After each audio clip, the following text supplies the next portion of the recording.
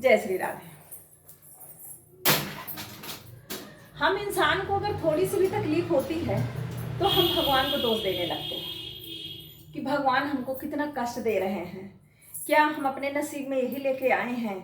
आर्थिक हो, शारीरिक हो, कोई भी दिक्कतें होती हैं तो हम भगवान को दोष देने लगते हैं कि भगवान मेरे साथ गलत कर रहा है। लेकिन आपको हम बताएं कि भगवान वही करता है जो हमारे लिए बेस्ट होता है। हमारी नज़र में ज़रूर लगता है कि ये गलत है, लेकिन भगवान की नज़र में वो बेस्ट होता है।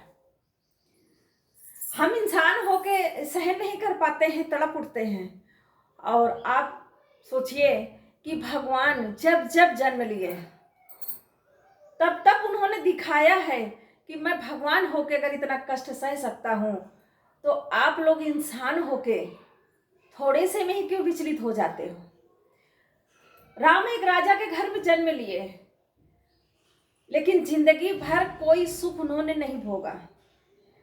पहले पढ़ने के लिए जंगल गए, उसके बाद राक्षसों का नाश करने के लिए जंगल गए, और उसके बाद जब माता ने उनको भेज दिया 14 वर्ष के लिए वनवास, वहां भी चले गए, जंगल भोगे। और फिर जब वहां से आए भी, जब सीता मैया जंगल गई, तो आपको क्या पता है क्या राम ने कभी राज्य सुख भोगा है?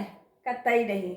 अगर सीता जी जंगल में चटाई पर लेटती थी तो राम भी अपने राजमहल में जमीन में चटाई पर ही लेटते थे, क्योंकि नर नारायण दोनों थे।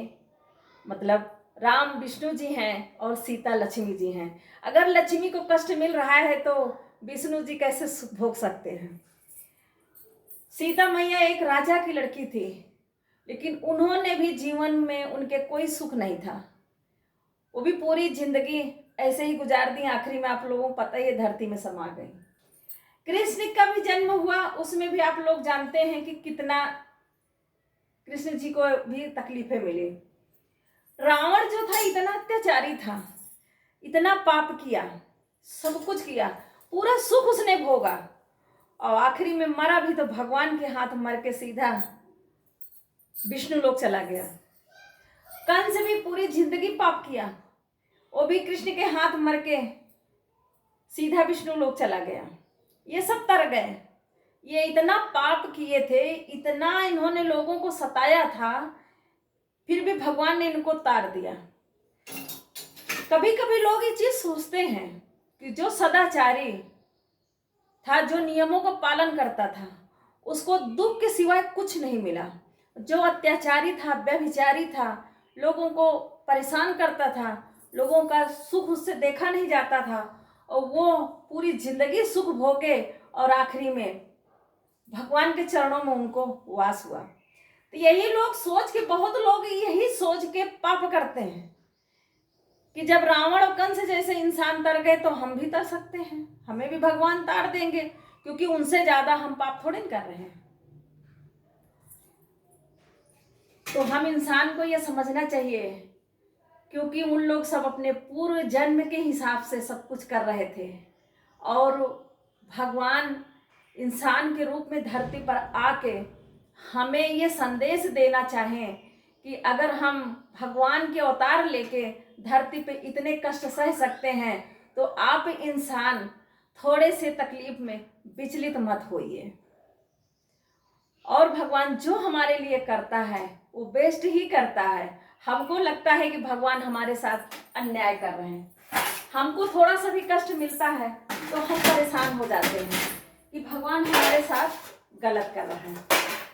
लेकिन भगवान हमारे साथ वही करता है जो हमारे लिए बेस्ट होता है, लेकिन हम समझ नहीं पाते हैं कि हमारे लिए वो बेस्ट है या नहीं है, क्योंकि हम हमेशा भगवान को ही दोष देते हैं।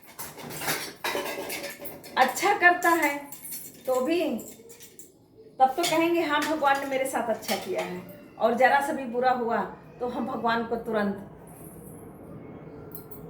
एक तरह से दंड ही देने लगते हैं, उन पर दोषारोपण करने लगते हैं।